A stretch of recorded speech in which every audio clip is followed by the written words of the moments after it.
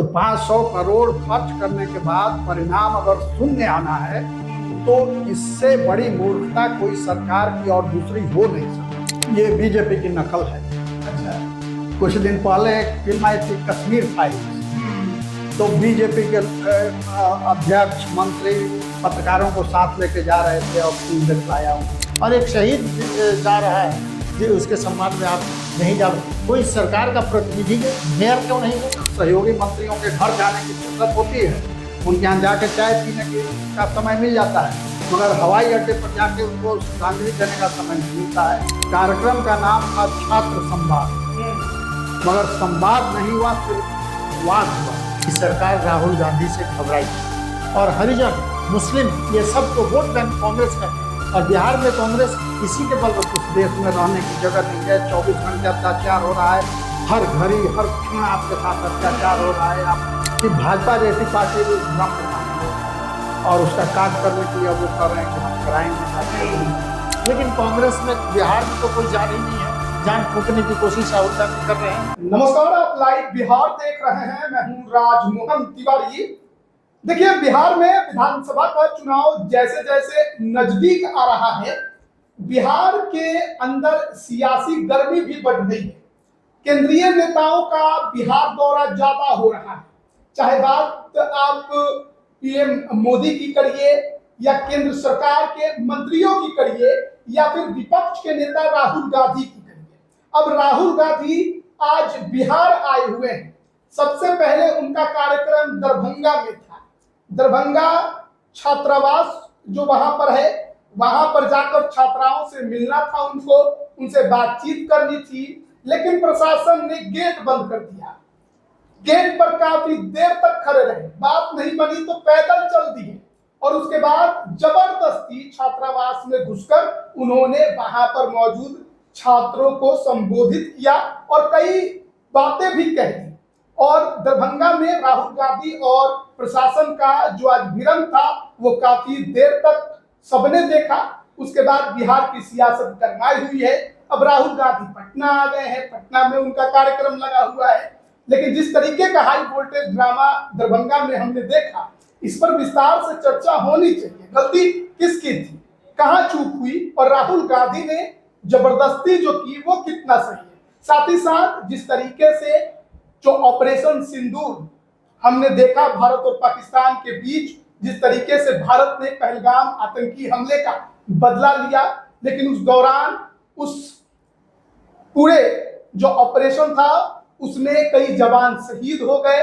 BSF के जो जवान थे उनका पार्थिव शरीर बिहार आया और बीते दिन की बात है जब सिवान के रामबाबू प्रसाद का शरीर जो पार्थिव शरीर है बिहार आया, पटना आया, तो हवाई अड्डे पर बिहार सरकार का कोई भी मंत्री मौजूद नहीं था।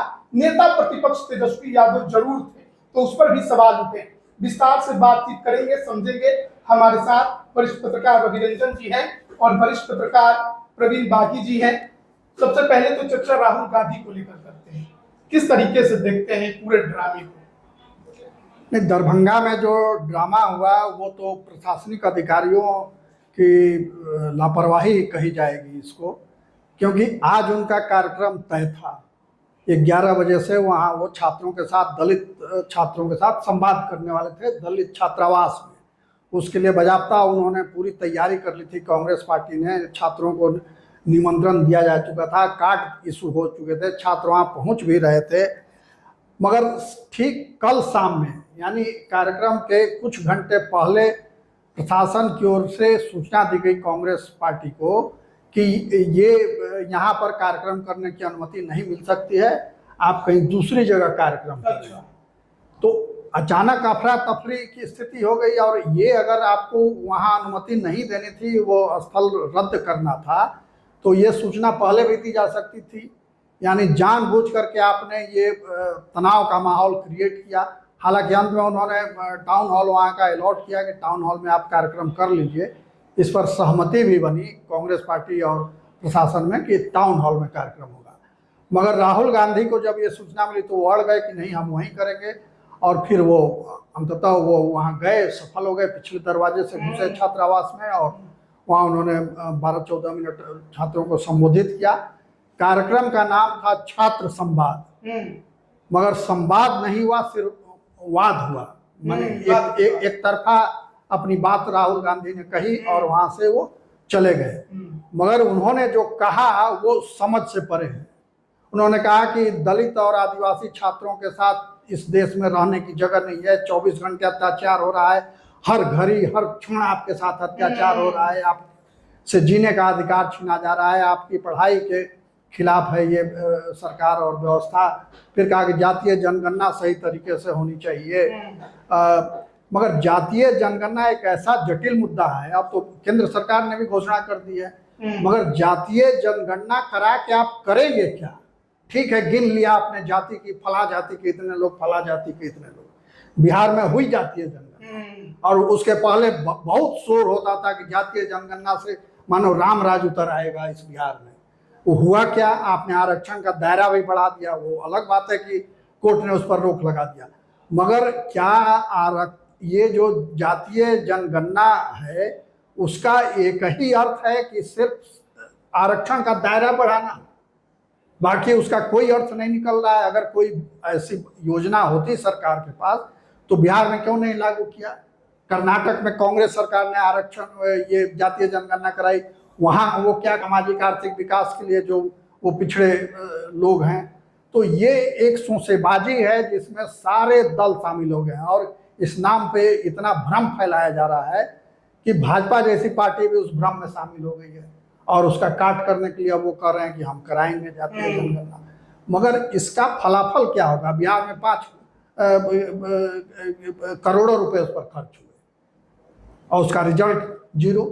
आज की तारीख में तो कुछ रिजल्ट उसका नहीं। 500 करोड़ रुपए खर्च हुए और तो 500 करोड़ खर्च करने के बाद परिणाम अगर शून्य आना है तो इससे बड़ी मूर्खता कोई सरकार की और दूसरी हो नहीं सकती, जो बिहार सरकार ने किया और जो भारत सरकार करने जा रही है। पहले ब्लूप्रिंट देना चाहिए कि जातीय जनगणना के बाद सरकार का ये एजेंडा है, हम इस दिशा में आगे बढ़ेंगे, इस जनगणना कराने से ये फायदे होंगे। कुछ नहीं, सिर्फ जाति गिन लीजिए आप। तो ये तो सबको पता है कि समाज में बहुत सारे लोग अभी भी गरीब हैं, पिछड़े हैं, दबे हैं, अशिक्षित हैं, लाचार हैं, बेवस हैं। ये कौन नहीं जानता है? तो उसके उत्थान के लिए आपके पास क्या योजना है? इस पर कोई चर्चा नहीं कर। इसमें रवि रंजन जी को भी जोड़ेंगे। पहले तो जो आज जिस तरीके का वाद विवाद हुआ, गेट के सामने खड़े रहे, खूब नारेबाजी हुई कांग्रेस कार्यकर्ताओं के द्वारा और राहुल गांधी ने खुद लाइव भी किया अपने सोशल मीडिया पेज पर, फिर पैदल निकल गए। नफा किसको हुआ, नुकसान मतलब कि फायदा नुकसान किसका है? देखिए, राहुल गांधी को रोकने की सरकार की कोशिश ये बताती है कि सरकार राहुल गांधी से घबराई हुई है। राहुल गांधी की पार्टी माने कांग्रेस की माने लगातार बिहार में उनकी सक्रियता बढ़ी है। अल्लावरू जो बिहार प्रदेश के बनाए गए और उसके बाद इनको अखिलेश सिंह को अध्यक्ष पद से हटाया गया, एक दलित को अध्यक्ष बनाया गया और ये सब चीज़ें जो हो रही हैं, असल में कांग्रेस बिहार में 17% दलित मतदाताओं को अपनी तरफ लाना चाहती है और उस कोशिश में लगी है। राहुल गांधी का ये कवायद भी उसी कोशिश में थी, लेकिन वो 17% वो है कहाँ? असल में वो है एनडीए के पक्ष में। नीतीश कुमार और जो भारतीय जनता पार्टी का जो संगठन है उसके लिए उसके पक्ष में वो मतदान अभी लगातार होते जा रहा है। उसमें सेंध लगाने की कोशिश राहुल गांधी कर रहे हैं। तो राहुल गांधी इसमें कितना सफल होंगे तो देखना होगा, क्योंकि हमको नहीं लगता कि एक ज़माने में जब वो दलित कहे जाते हैं, वो एक ज़माने में हरिजन कहे जाते थे और हरिजन मुस्लिम ये सब तो वोट बैंक कांग्रेस का था और बिहार में कांग्रेस इसी के बल पर, बिहार ही नहीं पूरे देश में हरिजन और मुस्लिम इसके वोट के बल पर और ब्राह्मण माने सवर्णों में भी वो लेकर चलते थे, तो ब्राह्मण का, तो इससे उन लोगों ने सालों साल राज किया, लेकिन मोह भंग हो गया। बिहार में अभी एक बेचैनी लोगों के बीच है, एक तड़प है, लोग विकल्प खोज रहे हैं, ये तो तय है, लोग विकल्प खोज रहे हैं और कांग्रेस एक दिख रहा एक रास्ता कि कांग्रेस क्या विकल्प हो सकती है वर्षों वर्षों से सत्ता से बाहर रहने की। के बाद क्या कांग्रेस, लेकिन कांग्रेस में बिहार में तो कोई जान ही नहीं है, जान फूंकने की कोशिश राहुल गांधी कर रहे हैं। आज राहुल गांधी ने जो एक्ट किया वो पैदल चल पड़े, मजिस्ट्रेट उनके पीछे पीछे दौड़ रहा था, जी हजूरी करते हुए मजिस्ट्रेट दिखा कि हुजूर मत जाइए उधर, हमको कहा गया है हमको रोकने के लिए, और राहुल गांधी बढ़ते चले गए। तो राहुल गांधी का जो आज का एक्ट था उनको एक माइलेज थोड़ा दिया, एग्रेसिव। हाँ वो एग्रेसिव भी थे और उनको एक माइलेज मिलता दिख रहा है हमको कि उन मैंने एक हुआ कि मैंने जुझारू नेता की तरह वो आगे बढ़ गए। मतलब जिस खबर के बारे में किसी को कुछ मालूम नहीं था, ये वो सब लोग जान गए। प्रशासन ने जिस तरीके से रंगा लगाया, दुनिया जान गई कि हाँ राहुल गांधी आए थे इस छात्रावास में, जाकर उन्होंने संवाद किया। जो सुनने को इच्छुक भी नहीं होगा उसने भी सुन लिया कि राहुल गांधी ने क्या कहा। बिल्कुल प्रचार दे दिया और रोकने का कोई ठोस आधार नहीं था, कोई वजह नहीं थी। अगर जा करके कोई राजनेता किसी हॉस्टल में जा करके छात्रों से बातचीत कर लेता है तो उससे क्या आफत और तूफान आ जाना है। बिहार में अक्सर देखा जाता तो है। ये तो लोकतांत्रिक देश है, हर आदमी को कहीं भी जाके अपनी बात कहने का अधिकार है, तो ये रोकने का कोई औचित्य समझ में नहीं आता है। और बिहार में पटना में राजनेता जाते रहते हैं, मंत्री जाते रहते हैं कॉलेज में, छात्रावासों में और दूसरे उसमें छोटे छोटे हॉस्टल का उद्घाटन करते हैं जाकर के। तो अगर राहुल गांधी जैसे नेता वहां जाकर के दलित छात्रों के साथ बात कर ही लेते, कौन सी आफत आ जाती भाई, क्या परेशानी हो जाती सरकार को। तो ये निहायत एक भोंडापन किस्म का ये कार्रवाई सरकार ने की और उसका नतीजा ये हुआ कि मुफ्त में मतलब पब्लिसिटी। प्रशासन ने जो एक्ट किया जाहिर है सरकार के दबाव में ही किया। सरकार के दबाव में निश्चित रूप से, नहीं तो अधिकारी की हिम्मत है कि रोक देगा। वही अधिकारी विपक्ष की हिम्मत तो है नहीं कि नेता प्रतिपक्ष को किसी कार्यक्रम करने से रोक दे। ये और हालांकि वहां के डीएम ये कह रहे हैं कि किसी मंत्री का फोन नहीं आया, तो कहेंगे हमने आपने किया, मगर ये कोई आश्चर्य की बात नहीं है। आश्चर्य तब होता जब वो कहते कि मुझे फलाना मंत्री का फोन आया इसलिए मैंने उनको अनुमति नहीं दी। तो ये तो स्वाभाविक है। खैर वहां पे कार्यक्रम तो जो लंबा चलना था, जो संवाद होना था वो नहीं हुआ। राहुल गांधी भाषण दिए, वहां से निकल गए, पटना आ गए। पटना में एक फिल्म अभी आजकल रिलीज हुई है पूरे देश भर में, फूले, तो उसी फिल्म को देखने के लिए गए हैं। क्या संदेश है ये बीजेपी की नकल है। अच्छा। कुछ दिन पहले एक फिल्म आई थी कश्मीर फाइल्स, तो बीजेपी के अध्यक्ष मंत्री पत्रकारों को साथ लेके जा रहे थे और फिल्म दिखलाया उन्होंने। अलग अलग जिलों में भी दिखलाया, जहाँ जहाँ वो फिल्म लगी वहाँ दिल्ली उल्ली में भी दिखलाया गया। तो वही कार्यक्रम इन्होंने अडॉप्ट कर लिया राहुल गांधी ने, और वो सामाजिक कार्यकर्ताओं के साथ वो फिल्म देखने गए। तो सिटी सेंटर मॉल में 400 टिकट बुक किया गया कांग्रेस की ओर से, और प्रदेश भर से सामाजिक कार्यकर्ताओं को बुलाया गया था और उनके साथ वो देख रहे हैं। अब कांग्रेस के कार्यकर्ता वहाँ हंगामा कर रहे हैं कि हम लोगों को एंट्री नहीं मिली, हमारे पास है उसका, मगर जाने की परमिशन नहीं है। संदेश जो देने की कोशिश है कि ज्योतिराव फूले और सावित्रीबाई फूले की जीवनी पर ये बनी फिल्म है। ज्योतिबा बाई, ये ज्योति क्षमा करें, ज्योतिबा फूले, ज्योतिबा फूले और सावित्रीबाई फूले के उस पर माने माना जाता रहा है कि दलित समाज के उद्धार में उनका अहम योगदान है। खासकर महिलाओं की शिक्षा को लेकर के सावित्रीबाई फूले को सब लोग वो समाज सुधारक थे, अच्छा बड़े समाज सुधारक थे। और आप देखेंगे कि कोई भी ऐसा राजनेता नहीं है जो कह सके कि हम उनका विरोध करते हैं। हर कोई उनके समर्थन में है, हर कोई कार्यक्रम करता है। कोशिश वही है कि दलित समाज को अपनी तरफ आकर्षित किया जाए, लोगों को ये बताया जाए कि हम ज़्यादा आपके। आज जो दरभंगा में उन्होंने 3 बातें जो कही, उन्होंने कहा कि वो ये प्राइवेट यूनिवर्सिटीज़ में वो आरक्षण दिलवाएंगे, अगर हमारी सरकार बनी तो ये कर देंगे कि हम प्राइवेट यूनिवर्सिटीज़ में आरक्षण होगा। दूसरी बात उन्होंने कही है कि जाति जनगणना की बात कही कि तेलंगाना मॉडल को उन्होंने कहा है कि वो मॉडल हमारे पास एक मॉडल है। लेकिन राहुल गांधी ये बताएं कि इसी जिद कह रहे थे कि मैं जाति जनगणना का हिमायती हूँ, और बिहार में जाति जनगणना हुई तो कांग्रेस साथ साथ में खड़ी थी, और राहुल गांधी दूसरी बार आए तो कहे बिहार का मॉडल मुझे मंजूर नहीं। तो भाई आप किस तरह का मॉडल चाहते हैं? और जब आपका ही मॉडल अगर है तो उस मॉडल को आपने उन राज्यों में क्यों नहीं लागू किया जहाँ कांग्रेस की सरकार है? और इतने वर्षों से कांग्रेस इस देश में शासन कर रही, जाति जनगणना 1931 के बाद तो नहीं हुई, तो क्यों नहीं करा लिया? और उस जाति जनगणना से आप क्या करेंगे? राहुल गांधी को ये बताना पड़ेगा। फिर वो तो कहते हैं विश्व सुंदरी कोई दलित क्यों नहीं बनती। तो ये पागलपन उनको, वो जो बकवास करते हैं क्योंकि वो क्यों नहीं बनती, उन्होंने, मैं इसलिए कह रहा हूँ कि उन्होंने कहा मनरेगा की लिस्ट मैंने देखी है, उसमें खाली सब दलित ही है और दूसरा कोई नहीं है। भाई आप कहाँ ये लिस्ट देखे हैं? हर गांव में जो मजदूर मिट्टी काटने वाले, चाहे वो किसान है वो मजदूर है, वो मिट्टी का काम, मिट्टी भराई और कटाई का काम, वही मजदूरों को मिलता है काम। उसमें हर जाति के जो लोग गरीब हैं उनको है। ये लिस्ट इनके पास कहाँ से आया कि खाली दलितों को उसमें है? तो ये जो बातें कह रहे हैं तथ्य से अलग हटकर बातें करते हैं।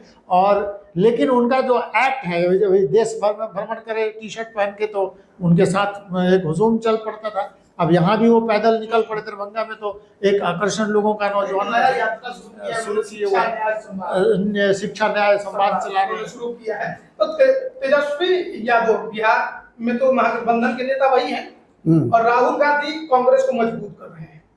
आपको लगता है कि तेजस्वी को थोड़ा सा डरना चाहिए जिस तरीके से कांग्रेस अपना संगठन मजबूत कर रही है? उसके पहले एक बात और जोड़ना चाहूँगा कि देखिए, राहुल गांधी कांग्रेस की रीति नीति को पूरा यू टर्न देना चाहते हैं। अब तक कांग्रेस की जो राजनीति थी वो अगड़ी जातियों पर आधारित थी और उसी के बल पर इतने दिनों तक उन्होंने राज किया। अब वो देख रहे हैं कि पिछड़ा वर्ग एकदम आगे आ गया है और वो सत्ता पर हावी है हर जगह, चूंकि उसकी आबादी भी ज़्यादा है, जनसंख्या भी उनकी है और शिक्षा का प्रसार हुआ है। इसके चलते उस वर्ग में एक चेतना आई है और मंडल आरक्षण की वजह से जो संघर्ष की स्थिति उस समय पैदा हुई, तो पिछड़ों को उसने संगठित किया और अधिकारों के प्रति सजग किया। और इसी का परिणाम है कि राजनीति बिल्कुल अब शीर्षासन कर रही है, यानी पिछड़े अब राज कर रहे हैं और जो जिन लोगों ने इतने दिन तक राज किया वो अब शासित वर्ग हो गए हैं। तो कांग्रेस अपनी धारा को मोड़ना चाहती है कि अब वो पिछड़ों के साथ खड़ी दिखे। अब तक अगड़ों के साथ खड़ी होकर के वो राज सत्ता का सुख भोगती रही और जब राज सत्ता पिछड़ों के पास आई तो कांग्रेस अब चाह रही है कि वो पिछड़ों के समर्थन में खड़ी दिखे ताकि फिर उनके सहारे वो राज सत्ता पर काबिज हो जाए। तो ये वोट बैंक का क्लैश नहीं होगा? बिल्कुल, यही असल लड़ाई यही है। और इसी के चलते बिहार में जो संघर्ष हो रहा है उनका राजद के साथ, जो तानातानी हो रही है, इसकी मूल वजह यही है कि जिस वोट बैंक के आधार पर राजद यहाँ राजनीति करती है या वामपंथी पार्टियां जो राजनीति करती हैं, उसी वोट बैंक पर अब अपना दावा कांग्रेस भी ठोक रही है। इसीलिए तानातानी हो रही है और इस तानातानी में कांग्रेस को लंबा संघर्ष करना पड़ेगा, तब उसको कुछ हासिल होगा। इतनी जल्दी जो दलित और पिछड़े हैं वो कांग्रेस पर भरोसा नहीं करेंगे, क्योंकि उन्होंने देखा है कि कांग्रेस ने कैसे मंडल आयोग की रिपोर्ट को दबा करके रखा, कैसे आरक्षण को उसने कटौती की उसमें। तो इसलिए उनका भरोसा नहीं होगा और जिन लोगों ने, जिन नेताओं ने, जिन दलों ने उनकी लड़ाई लड़ी है वो उनके साथ रहेंगे। तो राजद के साथ जो तनाव की स्थिति है इन दिनों, वो इसी वजह से, क्योंकि तेजस्वी यादव क्रेडिट लेते हैं कि बिहार में जातीय जनगणना हमारी वजह से हुई, हमने सरकार को बाध्य किया था इसके लिए, और उस जनगणना को राहुल गांधी ने कर दिया कि ये फर्जी जनगणना है। तो ये बड़ी वजह है कि अब वो क्रेडिट वो लेना चाहते हैं और इधर बिहार में ये लेना चाहते हैं। तो राहुल गांधी के बिहार दौरे को लेकर हम चर्चा कर रहे थे, लेकिन महत्वपूर्ण और अहम चर्चा भी करनी जरूरी है शहीदों को लेकर। देखिए, ऑपरेशन सिंदूर भारत ने पाकिस्तान के खिलाफ चलाया, उसके यहाँ मौजूद आतंकवादी नेटवर्क के खिलाफ जो पहलगाम में हुआ था, लेकिन उस दौरान कई जवान जो देश के लिए बॉर्डर पर लड़ रहे थे, उन्होंने अपनी कुर्बानी दी, शहादत। और बिहार के भी उसमें कई लाख थे, चाहे मोहम्मद इम्तियाज की बात करिए या फिर आप सिकंदर राउत जो नालंदा के उनकी बात करिए या फिर आप रामबाबू प्रसाद सिवान के हैं उनकी बात करिए। लेकिन जो बीते दिन हमने देखा राजधानी पटना के एयरपोर्ट पर, यानी हवाई अड्डे पर, जब सिवान के शहीद रामबाबू प्रसाद का पार्थिव शरीर पहुंचा, श्रद्धांजलि देने वहां बहुत लोग मौजूद थे, नेता प्रतिपक्ष भी मौजूद थे। लेकिन देखिए, ये कैसा इत्तेफाक था कि बिहार सरकार का कोई मंत्री वहां मौजूद नहीं था और तेजस्वी यादव और विपक्ष ने इस पर गंभीर सवाल उठाए। डिप्टी सीएम विजय सिन्हा का उसके बाद एक बयान काफी ज्यादा चर्चा में भी आया, कैसे देख रहे हैं? मतलब सचमुच क्या बिहार सरकार का कोई मंत्री वहां मौजूद नहीं है? देखिए, बिहार सरकार ने शहीदों के अपमान में मैंने कोई पहला ये वो नहीं है कि बिहार सरकार ने, एक तो शहीदों का सम्मान जो है वो सिखाना पड़ेगा राजनेताओं को या किसी सरकार को, ये बहुत अजीब स्थिति है। यानी पिछले नीतीश कुमार के पिछले 2013 की बात है कि उनके मंत्री ने कहा था कि वो सेना में जाते ही हैं मरने के लिए। भीम सिंह जो उनके मंत्री थे ग्रामीण कार्य विभाग के, जो अभी बीजेपी में राज्यसभा सांसद। भारतीय जनता पार्टी के एक मंत्री जो मध्य प्रदेश में है, उन्होंने तो सोफिया कुरैशी के बारे में जो बातें कही, जो आतंकियों की बहन है, उसको हमने भेज दिया, पाकिस्तानियों की बहन है, उसको भेज दिया हमने। तो ये लोग कह रहे हैं, ये देखिए सम्मान करना। तेजस्वी यादव भी वहां पहुंच गए इसलिए कि उसका पॉलिटिकल माइलेज मिल सके, चुनाव है, तो ये चुनाव है इसलिए, और सिवान उनका जो गोपालगंज और उस इलाके के वो थे इसलिए वो चले गए। नहीं तो राजनेता शहीदों के सम्मान में, शहीदों के बारे में जो बातें ये कहते हैं और करते हैं, उससे इस राष्ट्र को शर्म आने लगती है। यही हमारे नेता हैं और यही लोग हैं। तो अब भारतीय जनता पार्टी के लोग उसमें ज़्यादा शामिल हैं। अभी देखिए, भारतीय जनता पार्टी का मंत्री है मध्य प्रदेश में जो बातें कह रहे हैं सोफिया कुरैशी के बारे में। भीम सिंह जो भारतीय जनता पार्टी के राज्यसभा सांसद हैं, जिन्होंने कहा था कि भर्ती ही होते हैं मरने के। 2013 में जब वो जदयू की सरकार में मंत्री थे। तो नेता, राजनेता, पॉलिटिशियन जो भी है, शहीदों को ये लोग कुछ समझते नहीं है। इनको फूल माला लेके जनता पहुंच जाए, इनकी अगवानी करने के लिए इनको पैजामा वजामा पहन के जय जय करें, वो बहुत अच्छा लगेगा। लेकिन शहीद आ रहे, कम से कम आप नमस्कार, एक तो आप उनको श्रद्धांजलि देने के लिए 2 मिनट का काम, आप वहाँ पहुँच सकते हैं। आप सब लोग पटना में हैं। अगर कोई वो बन के आ जाता है, राज्यसभा का सांसद भी बन के पटना एयरपोर्ट पर उतरता है, तो देखिए रैली निकल जाती है और माने बैंड बाजा गाजा हाथी घोड़ा सब हो जाता है। और एक शहीद जा रहा है जो उसके सम्मान में आप नहीं जा, कोई सरकार का प्रतिनिधि, मेयर क्यों नहीं है, शहर का प्रथम नागरिक है, मेयर को जाना चाहिए वहाँ पर, कोई शहीद का वो आया। तो सवाल ये है कि राजनेताओं के मन में शहीदों के प्रति क्या सम्मान है, क्या इज्जत है, ये बताता है। आप कैसे देखते हैं इस पूरे मामले को? ये बहुत शर्मनाक है और इसके लिए मुख्यमंत्री को, उनके दोनों डिप्टी मुख्यमंत्री को माफ़ी मांगनी चाहिए बिहार की जनता से, देश की जनता से और शहीदों के परिवार से, कि वो जो सम्मान मिलना चाहिए वो सम्मान नहीं दे सके। और 3 पार्थिव शरीर अब तक आ चुके हैं पटना एयरपोर्ट पर शहीदों के, मगर किसी में मंत्री नहीं। पहले में तो गए थे, पहले में गए, श्रवण कुमार गए थे। हाँ, एक अकेले में। वो अकेले, उसके बाद दूसरे और तीसरे में कोई नहीं गए, जबकि नेता प्रतिपक्ष सब में गए। तो ये एक बड़ा रहस्यमय लगता है कि भाजपा, देखिए कल राम बाबू जी का आया था पार्थिव शरीर जो सिवान के थे, तो भाजपा तिरंगा यात्रा निकालने में कल व्यस्त थी, मगर उसी तिरंगे में लिपटा हुआ जब शहीद का शव एयरपोर्ट पर आया तो भाजपा के नेता वहां नदारद थे, वहां नजर नहीं आए। सरकार का मंत्री नहीं आया। मुख्यमंत्री को सुबह सुबह अपने सहयोगी मंत्रियों के घर जाने की फुर्सत होती है, उनके यहाँ जाके चाय पीने का समय मिल जाता है, मगर हवाई अड्डे पर जाके उनको श्रद्धांजलि देने का समय नहीं मिलता है। और ये भी जान के बड़ा आश्चर्य होगा और बहुत तकलीफ भी होगी कि करगिल शहीद जो हुए थे करगिल युद्ध में, उस समय जो घोषणाएं हुई थी शहीदों के गांव का ऐसे करेंगे वैसे करेंगे, उसमें अधिकांश घोषणाएं आज भी अधूरी हैं, वो पूरी नहीं हुई। तो जब युद्ध काल आता है तब आपको सैनिकों की याद आती है और उसके बाद शांति काल में आप भूल जाते हैं कि हमने क्या कहा, क्या वादा किया। तो ये बहुत शर्मनाक स्थिति है और मध्य प्रदेश के मंत्री ने तो पराकाष्ठा कर दी। और ये देखिए कि वो सरकार में बने हुए हैं, हाई कोर्ट ने स्वतः संज्ञान लिया और कहा कि FIR करो। ये बहुत निकृष्ट बयान है और घृणा के योग्य बयान है इसका। तो पुलिस ने लिपापोती करने की कोशिश की, फिर कोर्ट ने पकड़ा कि ये इसमें हेरा फेरी की गई है, FIR अब कोर्ट की निगरानी में जांच। कोर्ट कहेगा कि इस्तीफा दो और कान पकड़ के माफी मांगो। तो ये केवल मंत्री बेइज्जत होंगे या पूरी सरकार? पूरी पार्टी बेइज्जत होगी।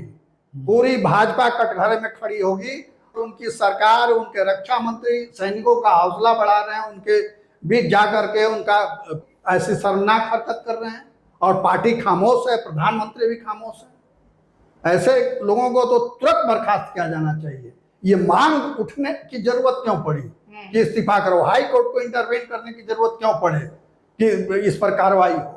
ये तो स्वतः संज्ञान लेना चाहिए सरकार को और इस पर कार्रवाई होनी चाहिए। गवर्नर को बर्खास्त कर देना चाहिए, वैसे मंत्री को।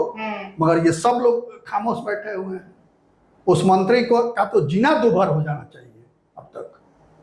तो ये अजीब परिस्थिति बन गई है। राजनेता बोलते कुछ है, करते कुछ है, आचरण कुछ होता है। प्रोटोकॉल भी तो कुछ होगा। बिल्कुल होगा, प्रोटोकॉल है ही। मगर प्रोटोकॉल का वो सारा प्रोटोकॉल नेताओं के लिए है, मंत्रियों के लिए है, शहीदों के लिए प्रोटोकॉल का पालन कहाँ होता है? या सेना का जो प्रोटोकॉल है वो कहाँ पालन होता है? अभी कई जगह से ऐसी खबरें आई कि जब सैनिकों की छुट्टियां भी कैंसिल कर दी गई थी तो सब लोग घर से लौट रहे थे, उनसे टीटी ने रिश्वत मांगी। अच्छा, कि पैसे दो तब सीट देंगे, बर्थ देंगे। तो लोग वहां खड़े हो गए। हाँ, जो लड़ाई में जा रहे हैं, वर्दी में है, तो लोग खड़े हो गए, दूसरे पैसेंजर खड़े हो गए उनके पक्ष में और टीटी की ऐसी तैसी की और ट्वीट किया रेलवे को, मंत्रालय को, तब जाकर के उन लोगों को बर्थ मिला, सीट मिला। तो ये स्थिति है यहाँ की। तो देखिए, हम लोग बातचीत कर रहे थे और बड़ा दुख होता है जब इस तरीके के शर्मनाक बयान सुनने को मिल जाते हैं। इसमें और एक शर्मनाक बात है, ट्रोल किया जा रहा है। सरकार क्या कर रही है भाई? आप कुछ चैनलों को बैन कर दे रहे हैं, मगर जो सोशल मीडिया पर जो लोग ट्रोल कर रहे हैं, जो पर्सनली, उन पर कार्रवाई क्यों नहीं हो रही है? कैसे उनकी हिम्मत हुई कि सेना के बारे में, युद्ध काल में आप सेना पर सवाल उठा रहे हैं और सेना नायकों को आप प्रताड़ित कर रहे हैं, उनके लिए अपशब्द का प्रयोग कर रहे हैं? ऐसे लोगों की जगह तो जेल होनी चाहिए, मगर सरकार चुप है, उनका आईटी विभाग चुप है, कुछ नहीं कर रहा है। तो बहुत दुख होता है जब इस तरीके की खबरें निकलकर सामने आती हैं, जब आप अपने शहीदों का सम्मान सही से नहीं कर सकते हैं। सरकार में बैठे मंत्री क्या करते हैं, क्या नहीं करते हैं, ये हर किसी को सब कुछ मालूम है, लेकिन सब चुप है। जिस तरीके से मध्य प्रदेश में मंत्री का बयान आया, वो बयान तो इस तरीके का था जिस पर बात किस तरीके से की जाए ये समझ से परे है। लेकिन देखिए, अब राजनीति भी है क्योंकि चुनावी साल है और उस दौरान नेता प्रतिपक्ष जरूर अपनी भूमिका फिलहाल निभाते नजर आ रहे हैं, लेकिन सरकार को भी सोचना होगा कि वो क्या कर रही है। आप इस पर क्या राय रखते हैं, कमेंट करके जरूर बताएं। आप सभी का बहुत बहुत धन्यवाद।